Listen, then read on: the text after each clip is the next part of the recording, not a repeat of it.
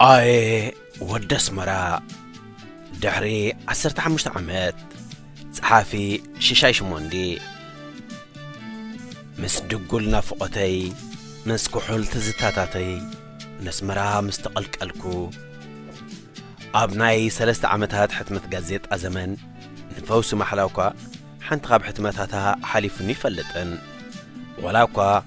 أبناي شحن شعتم 299 عمت مهرات حتى مات غازيت أو انتنا قط ما يتقالي حلين تنبري بزيادة استساتف كلان استدهايت ننجن غازيت أزمنيا بنايت ببس أو عدما استتأمقكو كند الزخونة أبز مبل 15 عمت علاو عفنا بحتاو برس هاجرنا نزحت أرز حفتي كدالونك إيدي انتو حدا بغازيت انيان قط أمن أماني الأسرات كابسس أحفاقت متات حنتي نزخونت مستمقار هيك سفر قدمي إغن ولا كوا تدقاقي مستبهل انتخونه نمزخ خارز أكل قط أمي هياسي أما أزاني سنقت مي إرترا أماني الأسرات ود أسرات كموتسئي تاب استفلالو يصحفاتو نكينات زنبرو ترير تقومو بتا بمخنيات علم لخوي معلتم ترقوام بسلاسة مسكرم كل تشحن 15 استترقومت أبساو كينات زر استاقتمو أب محبر السبس نصحف علم لخوي أفلت أزرخ بقت أمونيو بتوسخي كاب 13-16 امتياب استخيده مبال سمنان حدن وعلى بين انترناشنال حنت خبوم برنس حفتيها بكرات استرقوا حلو سلمات تبع صحافي أب 14 تقري كلتشان 16 استسلم أيو بعبي إدما أبتن رئيناس أناين وحدات عمتات تنسايس نقت مهاجرنا تباهيلو زتقاس غزيات مس بصوتو خاب زقلسه خوينو صبل ليلو زرئيا بركتو زبركت أيو سناي نباب قطمي أيودس مرا بقولصات سئلتات كابستانزا بستانزا ناساليت محبراون أبرا وتدرنا هيوت كتمانت نافقوت قطبا بنصور زلعالو لها قطميها إذا قطمي 15 عمتات عبد الروم عصاو بحتاويان غازيتات أب غازيت أزمن استحاتمت قطمي لك نمخان أبناء 21 ميازيا كل تشحن حدن حتى متا غازيتا نتي نايت وانتي محبر قطباويان نبابرا حفاش زبي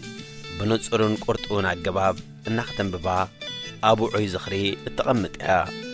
حنت هاجر نخل هاجر كتورر انتدليا سراويتان حصينا مصينان كم تمرح منغستي أب جزاء حزبو ورارك وج انتدليو لساناتو زخنا بحتاويان غازيتاتاتي زعصولو منغست إرترا دما نازي بصحيق أترو علوو قال خاباتن سباب سمون كل تجزي ناي محتام زبصح معقال الزرعي عبيتن تقبالنتن ناطرين زنبرا خوينن مسنا سناداتن توجزان اسناداتن ابالاتن دما ابصمم محير اتو كساب ليت لوم دما لعل 18 غازنيات دهايوم هات مركب كم حزبن هاجرن ناي فلما مسلنا صنت حساب كمغلاص زمو كورنا بمقانم حاولت تاتوم أب نفس وقف قص لتاريخ هاجرنا زنبريو دحر حصر غيزي كينات إيرتران إثيوبيان دواب زبللو وان استصحفت ويا بحتمت بمخنا مسواتي موقعتي من مزبال حزبن ززغنن زخرون جنا بدو مقيز نبره نت اوان بعمقوت زير كبولون حيل زخرو زغدعون انتليو ازاغطمي بوعي استنفاسا غيرا مجمرتا مليونيوم زنبره كنتها هو كتملس تخاليا الى امن كابت اوان تيات حيزو كساب حجز قصل زلو محبراو قلولاو دما تزنتو كند زخونه ابزاغطمي زركبو غص بحريات وكلا مولو إرتراو من سيوم وكلا قطباو صاطن نعو إيدكا زي مهبن وكلا لعلنا فقري لعلنا عركنت ولا بزحسم هموت انتلاي اتياس مراوي هيوات صحفاوي قداماي ماي بيتا السعبيو كابتي سقات زنصلالو كركاح مركاح زلوو سفر فقري سفر الجباب نزان تدق ساوكا كاف أركاز أكب أزن تاويك سانثات زي بلو كركاح مركاح كنسو جنكا أب سفر فقري زنبر مخانيو زمرح ወይ ካብኡ ከም ዝመፀ ይሕብር ኣብ ምልክት ጥቕስያ እትዩ ኣንጻራዊ መልእኽቱ ዘሕልፍ ቃል ብምጥቃም ብኣስተውዕሎ ንዝነባ ድማ ዝመጽኣሉ ሰፈር ኣገባብ ኣልቦ ይገብሮን ይሕብሮን ካበይ ድዩ መጺኡ ኣገባብ ዘይብሉ ዝብሎ ዘሎ ኸ እንታይ እዩ ዝብል ሕቶ ድማ ክመጽእ ንቡር ኸውን ዝተጻሕፈቱሉ ግዜ ርኢኻ ግና መልሱ ንኽትግምት ቀሊል እዩ ክልቲኦም ገጸ ባህርያት እዛ ግጥሚ ኣባላት ሃገራዊ ኣገልግሎት ኮይኖም ኣዘንታዊ ካብ ድፋዕ ከም ዝመጸ ክግምት እንከለኹ እቲ ሓደ ካልእ ድማ ኣብ ኣስመራ ዝጸንሐ እዩ ኣገባብ ኣብ ዘይብሉ ኣገባብ ዘድምጽ ቃል ጭቆና ክኣባር ረኣየኒ ህይወት ውትድርና ምስ ድጉል ናፍቖተይ ምስ ኩሑል ትዝታታተይ ነስመራ ምስ ተቐልቀልኩ ንናፍቖት ብዝተደጐለ ንትዝታታት ብእተኾሕለ መግለጺታት ገይሩ ስምዒቱ ዝገለጸላ ኣስመራ ፍቕሪ ሰብን ከባቢኡን ብዕምቆት ከስተንትን ዝገበር ምርጸት ቃላት እዩ ተፈልይዎ ናብ ዝነበረ ዓለሙ ዝሕወስ ካብ ስምዒት ምፍልላይ ናብ ስምዒት ምርኻብ ዝሰጋገር ዘሎ ኣካል ኣዘንታዊ በብሎኮታት ኣስመራ ክቕልቀል እንከሎ ኸኣ ረአየኒ ኣካሉ ኣብ ዝኸደ ኸይዱ ፍቕራ ዘይጠፍእ ኣብ ህሞተ ሞትን ህይወትን እናነበረ ቀዳምነታ ዘይድፈር ሃረርታዊ ስምዒታ ከም ዘለዎ ገይረ ቐሪጸዮ እዚ ድማ ነቲ ወዲ ሰብ ምስ ዝነብረሉ ኸባቢ ዘለዎ ፍቕሪ ዝገልጽ ባህርያዊ ሓቂ ዝሰማማዕ ኮይኑ ረኺበዮ ኣብቲ ኸባቢ ዝብል ጥርኑፍ ቃል ስድራ ቤት ጎረባብቲ መተዓቢቲ ኣዕሩኽ ወዘተ ዝብሉ ሓሳባት ምስ መጹኻ ኩሕሊ ኸተማ ኣስመራ ንምግማት ኣይሰኣነካን ኣዘንታዊ ካብ ሰላማዊ ህይወት ተረሓሒቑ ጠበንጃን ድፋዕን ዕድሚኡ ዝወሓጥዎ ብምዃኑ ማሕበራዊ ናብራኡ ዓሚቕ ዝናፍቖ ይመስል ካብ እግርን ትርኣስን በሪኽን ጐልጐልን እንተላይ ካብተን 150 ተለቓቒሑ ኣብዚ ማይ ቤት እቲ ኣብ ኣርእስቲ ዝተጠቕሰ ጠባይ ስጋ ክለብስ እዩ ዝርአ እቲ ኣየ ወዲ ኣስመራ ዝተባህለሉ ጋሻኡ ክቕበል ካብዝን ካብትን ኢሉ ጅባ ኸውሕስ ክለቓቓሕን ክትርእዮ ንባዕሉ እቲ ኣብ ኣስመራ ዝጸንሐ ኣባል ካልእ ሃገራዊ ኣገልግሎት ምዃኑ ድማ ይበርሃልካ እንተላይ ካብተን 150 ኢሉ ዝጠቐሰን ቁጽሪ ንደሞዝ ሰራዊት ብምዃኑ ክብሪ መነባብሮን ምስምስ ሃገር ኣብ ሓደጋ እያ ዘላ ዘይሕመቖን ይሕሰነቕ ዓርኪ ዝርካቡ ነጊፉ ዓርኩ ቅበል ድማ ይርአ ካብ ቀንጠመንጢ ነገራት ክሓልፋ ዘይክእላ 150 ናቕፋ በጃ ናፍቖት ክኾና ክውፍያ ወላ እኳ ሕሰሙን ክበዝሕ ፍቕሩ ዘይበትኽ ውርዚ መንእሰይ ምዃኑ ትርዳእ ከም ዝፍለጥ ስነ ጥበባውያን ስራሓት ንእግረ መንገዶም ሰነድቲ ግዚኦም እዮም ግዜ ቋንቋ ማሕበራዊ መነባብሮ ቁጠባዊ ኩነታት ኩነተይ ኣእምሮ ህዝቢ ወዘተ ይስንዱ ዘመን 150 ድማ ኣብ ግዚኡ ካብ ዘይተዓረየ እንሆ ተመዝገበ ዓርከተይ ቢራን ቂዕለይ ጥርሙስ ኣብ ልዕሊ ጥርሙስ ኣነ ኸዕልሎ ምስኽ ሕጐስ ዕላልን ካን ሃባን ዓሚሩ ቢራ ክፈስስ ይርአ ጥዑም ሕክያታት ዘኽሪ ናይ ንእስነት ናይ ደቂ ገዛውቲ ብሕክያታት ኣገልግሎት ስደት ማእሰርቲ ሞት ኩብለላ ወዘተ ኣብ ዝተቐየረሉ ግዜ ብኡ መጠን ድማ ዕላላትካ እውን ዕርዕር እዮም እንተኾነ ግን ኣዎንታዊ ጠመተ ደራሲ ንዝመጺፅ ክፋል እዚ ዝመረጸ ይመስልን መረረየ እንተዝነበር ኣነ ኸዕልሎ ንስኽ ሕጐስ ኣንቢ ምበለን ኣዘንታዊ ባዕሉ ኣዕላል ብምዃኑ ሚዛን ዕላል ናብኡ ከም ዛዘወ ዓርኩ ኣብ ከተማ ጸንሐ ከም ዝመስል መጠን ድማ ድሃይ ድፋዕ ክነግሮ ከም ዝሃረረ ምግማት ይከኣል ኣነ እውን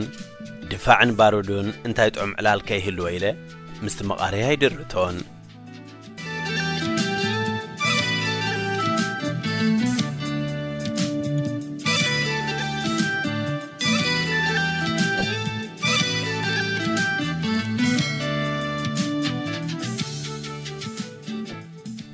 ኣዘንታዊ ኣብ መእተዊ ከም ዝጠቐሶ እቲ ድፋዕ ሰፈር ፍቕሩን ምዃኑ ኣሚቱ ብምንባሩ ወይ ናብራ ድፋዕ ክዕልሎ ደል ይኸውን ወይ ድማ ቅድሚኡ ዝመፀ ወዲ ኣሃድኡ ኮይኑ ድሃይ ብፆቱ ኣኽባር ደል ይኸውን ኢልካ ምግማት ይከኣል ዝበዝሕዋ ሰናዳእትን ጸሓፍትን እተን ጋዜጣታት ኣዘውቲሮም ዝኣትውላ ዝነበሩ ፓልም ሬስቶራንት ዶ ተረኺቦም ምኾኑ? ፍቕርና ብኣልኮል ተተቲዓ ረስኒ ንረስኒ ጸዊዓ እታ ምሸት ብኸምኡ ተቖሊዓ ብሓደ ሸነኽ መንእሰያት ንዕላል ጾታ ዝኣክል ዝተፈላለዩ ኣልኮላውያን መስተታት ክሰትዩ እንከለዉ ንማሕበራዊ ምትእስሳሮም ዘርኢ እኳ እንተኾነ ብኻልእ ሸነኽ ከኣ ማሕበራዊ መነባብሮ ሓደ ህዝቢ ኣብ ዝቃወሰሉ ከም ውጽኢቱ መንእሰያት ካብ ኣደዳ ከቢድ ሓሳብ ክገላገሉ ኣብ ኣደዳ ዝተፈላለዩ ከበድቲ ሕማቕ ልምድታት ክዕቀቡ ዘርኢ ካሁን ይኽእል። ንዓይ ድማ ክልቲኡ ጐሊሑ ረኣየኒ ኣብዛ ማይ ቤት ረስኒ ንረስኒ ጸዊዓ ዝብል ነግሒ ናፍቖት ጸንሖ ጽሙእ ነፍስታት መተዓቢቲ ክዘናግዑ እናረኣየት ጾር ንጾር ጾር ወሲኻ እትርጎመለይ ኣብ ዝተመሳቐለ ህይወት መንእሰያት ሃገርና ብጾር እናነበርካ ብጾር እናዕለልካ እንዳኣሉ ትናብራ ግና ሓስኻ ኸብደይ ከም ዝኻሰሱ ጥባሮስ ኢኖም ከም ዝተናኸሱ ጸላም ተተርቲሩ ብርሃን ምሳርከበ ዝተሳሕገ ውሽጠይ ነውሩ ምስ ሰለመ ከምዘይ ዓንገልክዎም ድሒረ የቕሊበ ግርህ ኢልካን ክተንብቦ ኣብ ጥራሕ ከብዱ ኣልኮል ዘብዝሐ ይመስል ይኸውን ሓይሊ ኣብ ትሕቲ ጽኑዕ ሰንሰርሺፕ ኮይኖም ጽሕፉ ገጠምቲ ግና ብስነ ሞጎታዊ ዝመስል ኣገባብ ዕምቆት ትዕዝብቶም ዘስፍሩ ኮይኑ ስማዕኒ ከም ረድኢተይ ካልአይቲ መስመር እዛ ማይ ቤት ብቐጥታ ንማሕበራዊ ቀውሲ ዝተጻሕፈትሉ ህዝቢ እትውክል ኮይኑ ስማዕኒ እዚ ድማ ሳዕብየን ብዘይ ጠንቂ ስለ ዘይስዕብ እዩ ከይበልዐ ስለ ዝሰትየ ተሳሒጉ ግን እንታይ ኮይኑ ዘይበልዐ ናብራኡ ፍሉጥ መልሱ ርዱእ እዩ ኣዒንትን ትኹረትን ገጠምቲ ዝምስጠሉ ምኽንያት ኩርናዕ መጠመቲ እዮም እዩ ንበልሕን ርኤትን ሕብረ ብዙሓን ነበብቲ ምስናይ ዕምቆቶም ክዳረግ ወይ ክሓልፍ ዘይክእል ሓንጣጥ ገጣሚ ንምባሉ ኣይድፍረንን እዛ ግጥሚ ድማ ከም ዝበዝሐ ካልኦት ስራሓቱ ግጥምነታ ዘረጋገጸት እያ ወዲ ኣስመራ ኸሞ ኣይግዳዱ ነይሩ ብዝሕባይ ትጨርመን የኺ ኮይኑዋታ ምኽሩ ገላጺት ንፍቕሩ ኣብ መወዳእታ እቲ ወዲ ኣስመራ ንወዲ ኣስመራ ገጣሚ ሰው ብዘበሎ ዘይ ከምቲ ፍኹስ ዝበለ ዝመስል ቃላቱ ዓሚቕ ብዝኾነ ዳዕላዩ ተፋንይዎ ኣቐንየለይ ሽሻይ ሽሞንዲ 17 መስከረም 2016 ምሉእ ትሕዝቶታ ግጥሚ ስዒቡ ይቐርብ ኣየ ወዲ ኣስመራ ካብቲ ስግኣት ዘንጸላልዎ ኩርኳሕ ሙርካሕ ዘለዎ ሰፈር ፍቕሪ ሰፈር ኣገባብ ነዛ ንትድቅሳ እኳ ካብ ፍቓድካ ዝእከብ ምስ ድጉል ናፍቖተይ ምስ ኩሑል ትዝታታተይ ነስመራ ምስ ተቐልቀልኩ ካብ እግርን ትረኣስን